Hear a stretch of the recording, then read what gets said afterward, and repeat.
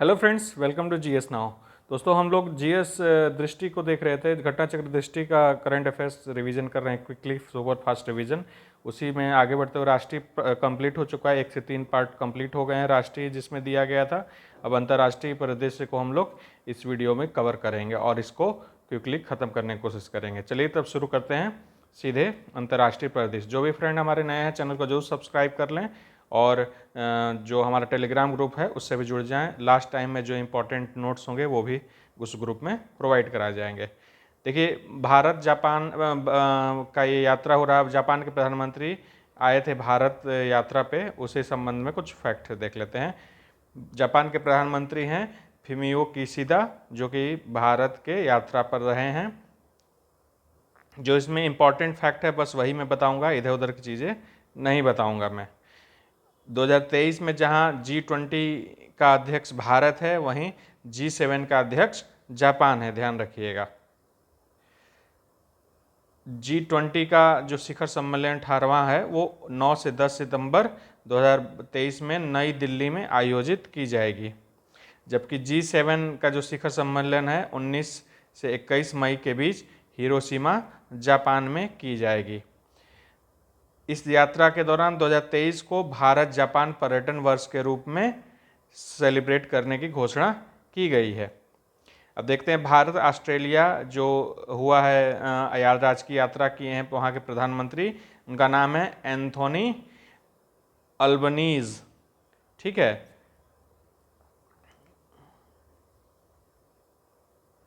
यह नई दिल्ली में प्रथम भारत ऑस्ट्रेलिया वार्षिक शिखर सम्मेलन का आयोजन किया गया था 10 मार्च को, ठीक है। इसमें इतना ही जानने की ज़रूरत है। अब आते हैं डिकिन विश्वविद्यालय के बारे में। ये इम्पॉर्टेंट है। डिकिन विश्वविद्यालय ऑस्ट्रेलिया का विश्वविद्यालय है, जो कि पहला विदेशी विश्वविद्यालय जिसकी कोई शाखा भारत में स्थापित की जाएगी, इसलिए इम्पॉर्टेंट है ये। डिकिन विश्वविद्यालय गिफ्ट सिटी, जो कि गांधीनगर गुजरात में स्थित है, अंतर्राष्ट्रीय शाखा परिषद खोलने परिषद की स्थापना करेगा यहाँ पे। इसकी स्थापना है तो मंजूरी अंतर्राष्ट्रीय वित्तीय सेवा केंद्र प्राधिकरण, international financial services centre authority यानी IFSCA द्वारा प्रदान कर दी गई है, ठीक है। अगले न्यूज़ पे आते हैं हम लोग। भारत ऑस्ट्रेलिया ECTA क्या है? यह economic corporation and trade agreement, ठीक है। Indian Australian economic corporation and trade agreement, इसी को कहा गया है ECTA। इंडिया AES यानी ऑस्ट्रेलिया ECTA।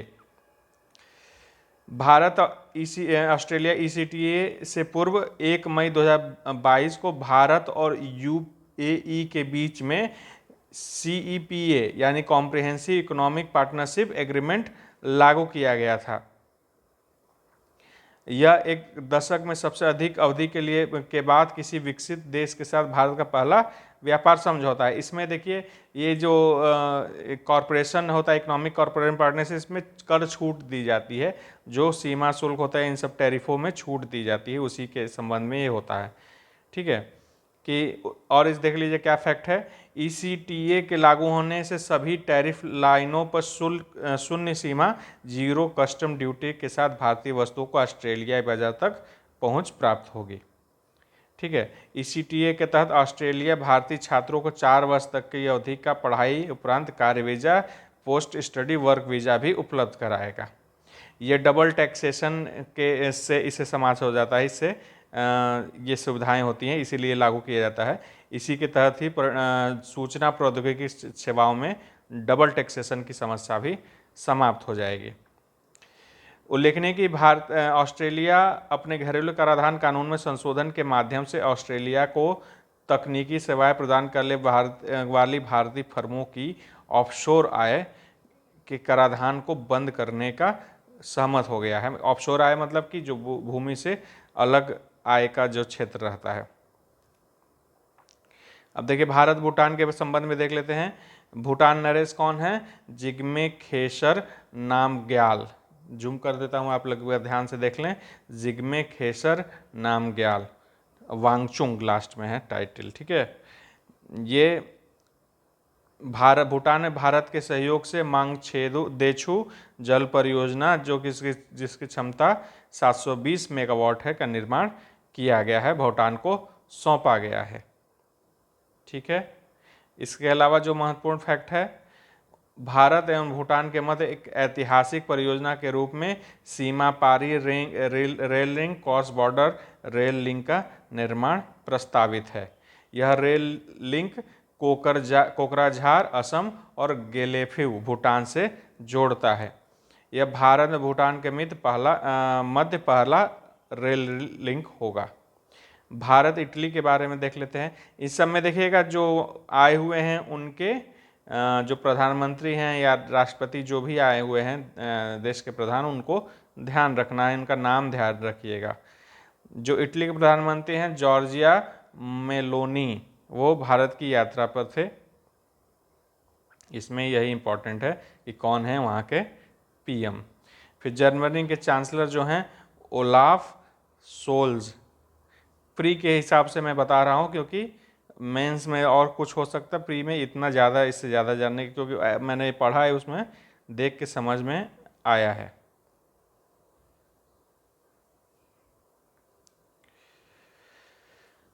भारत मिस्र के रूप में देख लीजिए, एक इसके बारे में फैक्ट ये देख सकते हैं कि ये जो ओलाफ सोल्ज हैं ये पहले भी भारत आ चुके हैं। ये जब पिछली बार आए थे तो उस समय हैम्बर्ग शहर के मेयर थे, तब आए थे। इसके बाद ये पहली बार फिर आए हैं। इसके बाद मतलब पीएम के तौर पे, सॉरी पीएम नहीं, चांसलर के तौर पे ये पहली बार आए हैं। मिस्र के राष्ट्रपति हैं अब्देल फतेह अल सीसी, भारत की यात्रा पे थे। ठीक है, ये 26 जनवरी 2023 को जो 74वां गणतंत्र दिवस था उसके अवसर पर ये मुख्य अतिथि भी रहे थे, ध्यान रखिएगा। इसलिए ये ज़्यादा इम्पॉर्टेंट हैं कि ये कौन थे, इनका नाम याद रखिएगा। 5 MOU साइन हुए इसी इनके आने पे। साइबर सुरक्षा क्षेत्र में, सूचना प्रौद्योगिकी क्षेत्र में, कल्चर के क्षेत्र में, युवा मामलों सहयोग के क्षेत्र में और ब्रॉडकास्टिंग यानी प्रसारण के क्षेत्र में सहयोग के क्षेत्र में हुआ है। इसके अलावा मिस्र के त्रिसेवा अभ्यास tri services exercise bright star में भाग लेने हेतु आमंत्रित किया गया है। भारत को मिस्र ने आमंत्रित किया है। भारत बांग्लादेश देख लेते हैं। बांग्लादेश की प्रधानमंत्री शेख हसीना भारत की राजकीय यात्रा पर थी। ठीक है, भारत और बांग्लादेश की सीमा पर बहने वाली कुशियारा से पानी निकासी पर समझौता ज्ञापन हुआ है। कुशियारा जो कि बराक नदी की शाखा है, असम से होकर बांग्लादेश में प्रवाहित होती है। अब बराक नदी आप लोग मैपिंग में देख लीजिएगा, ये ब्रह्मपुत्र नदी से जुड़ती है, कैसे क्या है। यात्रा के दौरान दोनों नेताओं द्वारा मैत्री ऊर्जा संयंत्र मैत्री पावर प्लांट की प्रथम इकाई का अनावरण किया गया। संयंत्र सुपर क्रिटिकल कोयला आधारित, इतना ज़्यादा जानने की जरूरत नहीं है। इसके अलावा दोनों पक्षों द्वारा रूपसा रेल पुल का भी उद्घाटन किया गया है। 5.13 किलोमीटर लंबा रेल पुल बांग्लादेश से मोंगला पत्तन को खुलना से जोड़ता है। भारत बांग्लादेश मैत्री पाइपलाइन देख लीजिए। इंडिया बांग्लादेश फ्रेंडशिप पाइपलाइन का उद्घाटन 2018 में किया गया है, जो कि जिसकी आधारशिला 2018 में रखी गई थी। ठीक है, IBFP भारत और बांग्लादेश पहली सीमा पार ऊर्जा pipeline, first cross border energy pipeline है। ठीक है, 1 मीट्रिक टन प्रति वर्ष उच्च स्पीड डीजल का परिवहन करने की क्षमता इसमें है। यह पाइपलाइन नुमालीगढ़ रिफाइनरी लिमिटेड के सिलीगुड़ी स्थित विपणन टर्मिनल से बांग्लादेश पेट्रोलियम कॉरपोरेशन के पार्वतीपुर डिपो तक विस्तृत है। इस पाइपलाइन की लंबाई 131.57 किलोमीटर है। टाइम 100 जो सर्वाधिक प्रभावशाली व्यक्ति हैं उनकी सूची आई है, उसमें देख लीजिए सबसे फेमस में कौन कौन है। ये ध्यान रखिएगा, जो time person of the year आता है उससे ये अलग है, वो दिसंबर में आता है पर्सन ऑफ द ईयर। ये टाइम 100 अप्रैल के मार्च अप्रैल के आसपास में आता है, तो ये टाइम 100 का ये लिस्ट है। ठीक है, इसमें ओलेना जेलेंस्का, यूक्रेन के राष्ट्रपति की पत्नी, जो इम्पोर्टेंट है वो बता रहे हैं कौन कौन इम्पोर्टेंट है। इसके अलावा ये नेता लीडर श्रेणी में था। आइकन श्रेणी में जो महत्वपूर्ण है वो भारतीय हैं, शाहरुख खान, ये एक महत्वपूर्ण है।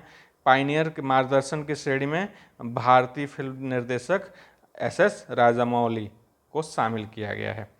ये देखिए बहुत ही इम्पोर्टेंट क्वेश्चन टॉपिक है, इससे एक प्रश्न जरूर मुझे लगता है आने की संभावना है, इसी से रिलेटेड कुछ ना कुछ क्वेश्चन जरूर आएगा। नॉर्थ अटलांटिक ट्रीटी ऑर्गेनाइजेशन, जो कि नाटो का फुल फॉर्म है, एक राजनीतिक एवं सैन्य गठबंधन है। इसमें टोटल 31 सदस्य हो गए हैं। फिनलैंड जो है कि 31वां सदस्य बना हुआ है। इस संधि को ही नाटो को वाशिंगटन संधि के नाम से भी जाना जाता है। ठीक है,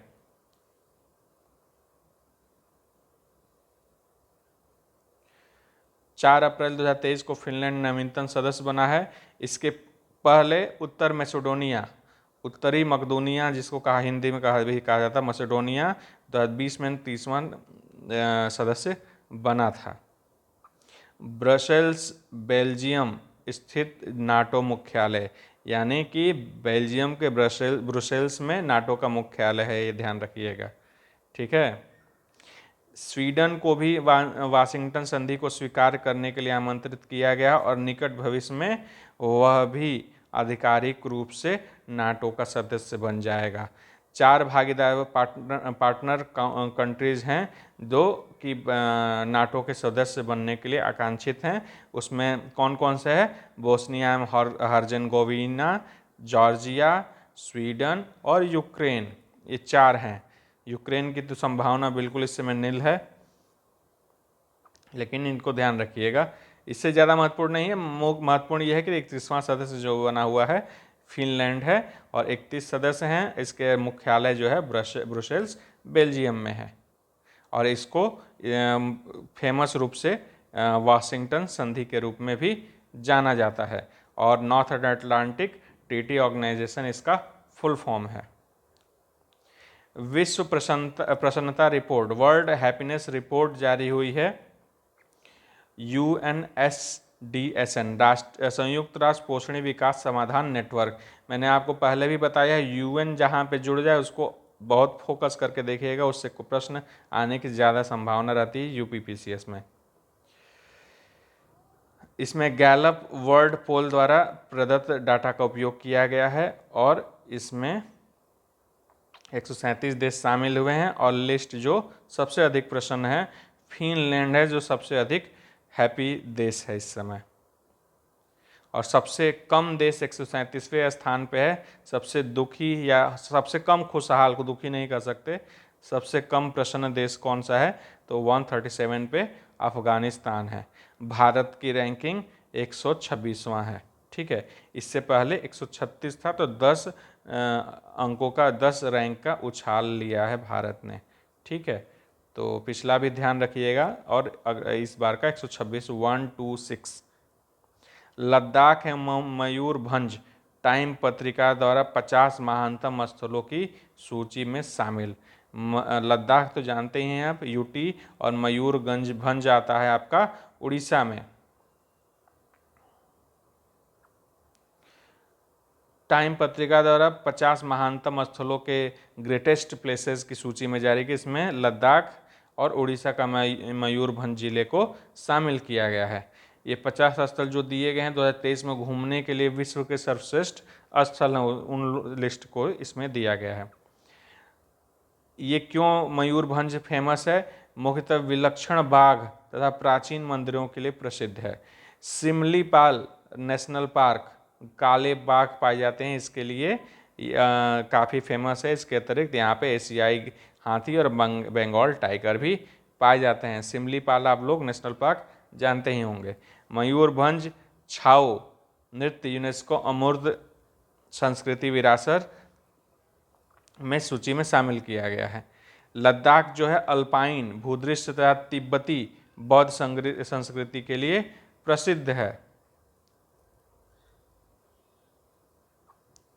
इसमें एक और चीज़ ध्यान रखिएगा, भारत का पहला डार्क स्काई अभयारण्य, जो फर्स्ट डार्क स्काई रिजर्व है, लद्दाख के चांगथांग वन्य जीव अभयारण्य में हनले गांव में स्थापित किया गया है। चांगथांग वन अभयारण्य, अधिकार संस्था हनले गांव में। वैश्विक आतंकवाद सूचकांक, ग्लोबल टेररिज्म इंडेक्स, ठीक है, इसका देखिए क्या रैंकिंग आई हुई है। 2021 की तुलना में 9% की गिरावट आई है आतंकवाद के इंडेक्स में, मतलब कि कमी आई है आतंकवादी घटनाओं में। इस्लामिक स्टेट लगभग 410 आतंकवादी हमलों के साथ विश्व का सबसे खतरनाक या घातक आतंकी समूह बना हुआ है। इसने कुल 1045 मौतों के लिए उत्तरदायी माना गया है इसको। गौरतलब है कि ये देखिए बहुत इम्पॉर्टेंट है, भूटान, चीन, कुवैत, ओमान, सिंगापुर समेत 71 देश ऐसे हैं जो 0 स्कोर करते हैं, यानी आतंकवाद से अप्रभावित देशों की श्रेणी में रखा गया है। ठीक है, तो 71 ऐसे देश हैं जिसमें आतंकवाद का कोई समस्या नहीं है, जिसमें भूटान, चीन, कुवैत, ओमान और सिंगापुर भी शामिल हैं। सबसे प्रभावित जो देश रहा है अफगानिस्तान, सबसे ज़्यादा प्रभावित देश है आतंकवाद में। भारत की रैंकिंग 13वीं है, ठीक है, और ब्रिक्स देशों में सबसे ज़्यादा ऊंची रैंक रखता है। इसमें जितना रैंक नीचे आता जाएगा वो उतना अच्छा है, मतलब कि उसको कम प्रभावित किया है आतंकवाद ने। अंतर्राष्ट्रीय शस्त्र हस्तांतरण प्रवृत्तियाँ 2022, ये Stockholm International Peace Research Institute SIPRI जो है कि शस्त्र का देता है, कौन सा मतलब किस प्रकार शस्त्र का आदान प्रदान हो रहा है, किस तरह खरीद फरोख्त हो रही है और कहाँ पे हथियार ज़्यादा रखे जा रहे हैं, इसकी रिपोर्ट देता है।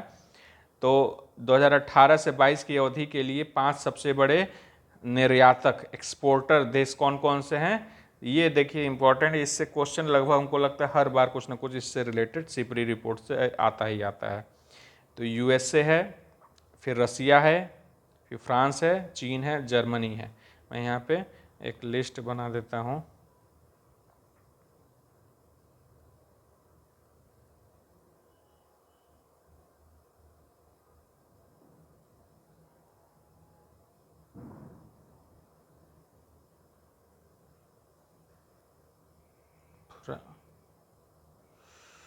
फ्रांस, चीन, जर्मनी।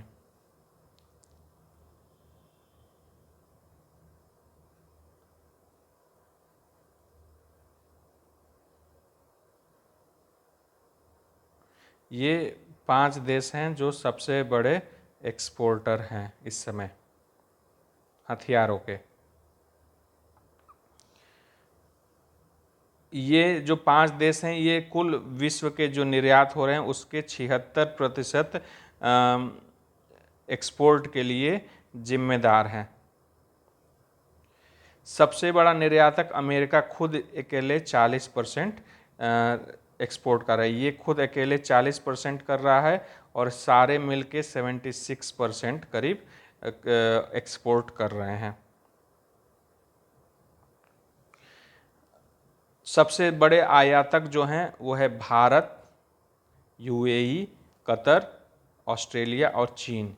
भारत एक नंबर पे है, फिर यूएई है, फिर तीसरे पे कतर है, बस इतना ध्यान रखिए, फिर ऑस्ट्रेलिया और चीन है। इन 5 देशों ने टोटल जितना इंपोर्ट होता है उसका 36% हिस्सा यही इंपोर्ट कर रहे हैं। भारत सबसे ज़्यादा इस समय इंपोर्ट कर रहा है। रूस जो है भारत का सबसे बड़ा आपूर्तिकर्ता देश बना हुआ है अभी भी, ठीक है। रूस जरा जो जितना भी हथियार आता है उसका टोटल 45% हिस्सा रूस से आता है, जितना भी हथियार आते हैं। इसके बाद ये ध्यान रखिएगा, इसमें कंफ्यूज लोग कर जाएंगे क्योंकि अमेरिका लगता है दूसरा ज़्यादा इंपोर्टर भारत को एक्सपोर्ट करता होगा, लेकिन फ्रांस दूसरे नंबर पे है और अमेरिका तीसरे नंबर पे है एक्सपोर्ट करता है जो भारत को। भारत की सूची में पहले रूस है, फिर दूसरा फ्रांस है, और तीसरा यूएसए है। तो 3 ये सबसे बड़े एक्सपोर्टर हैं भारत को। अब देखिए ऑस्कर सूची देख लेते हैं, ऑस्कर अवार्ड क्या क्या मिला हुआ किसको। पहले ये देखते हैं, Janet Yang academy of motion pictures arts and sciences की वर्तमान अध्यक्ष हैं। ये जेनेट यांग जो हैं इनकी एकेडमी अवार्ड के अध्यक्ष हैं।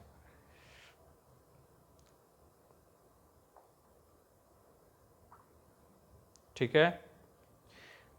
सबसे ज़्यादा नामांकन 11 नामांकन मिला है everything everywhere all at once. पिछली बार डायरेक्टर पूछ दिया था, थोड़ा अलग हो गया था, तो लोगों ने ध्यान रखा कि अब आगे थोड़ा डिटेल में ऑस्कर को देखना पड़ेगा, नहीं तो इससे पहले कौन कौन सी फिल्म थी बस उतना ही देख लिया जाता था, लेकिन अब थोड़ा सा ध्यान रखना पड़ेगा इसमें।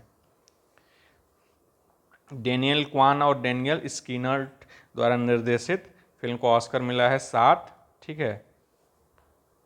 मल्टीवर्स एक है जो कॉमेडी ड्रामा फिल्म को सर्वश्रेष्ठ फिल्म, बेस्ट फिल्म के अवार्ड में कौन दिया गया है, मल्टीवर्स। ठीक है। और सबसे ज़्यादा मिला हुआ है everything everywhere all at once को। मिशेल यो को अभिनेत्री, सर्वश्रेष्ठ अभिनेत्री, वही everything everywhere all at once वाले को सर्वश्रेष्ठ अभिनेत्री के तौर पे दिया गया है।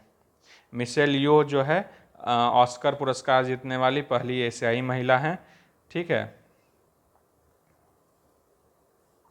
सर्वश्रेष्ठ अभिनय के लिए ब्रेंडन फ्रेजर को सर्वश्रेष्ठ अभिनेता दिया गया द वेल फिल्म के लिए।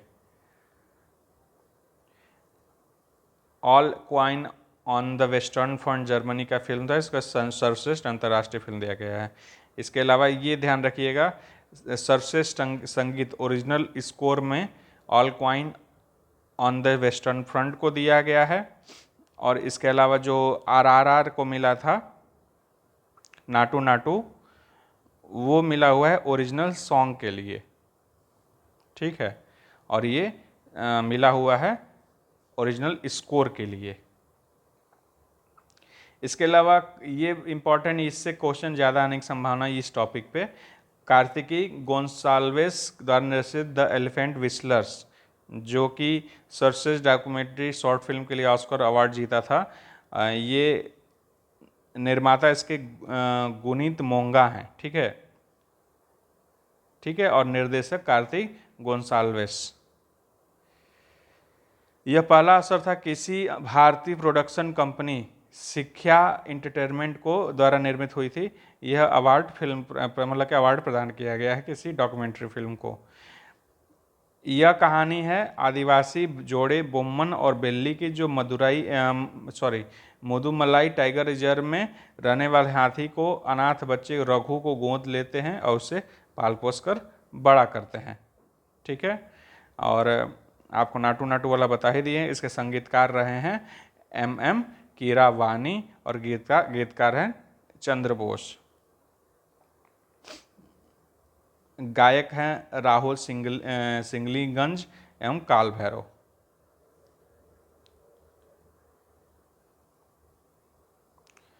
उद्घोषणा में दीपिका पादुकोण भी गई थी। बस इतना ही इसमें इम्पोर्टेंट है।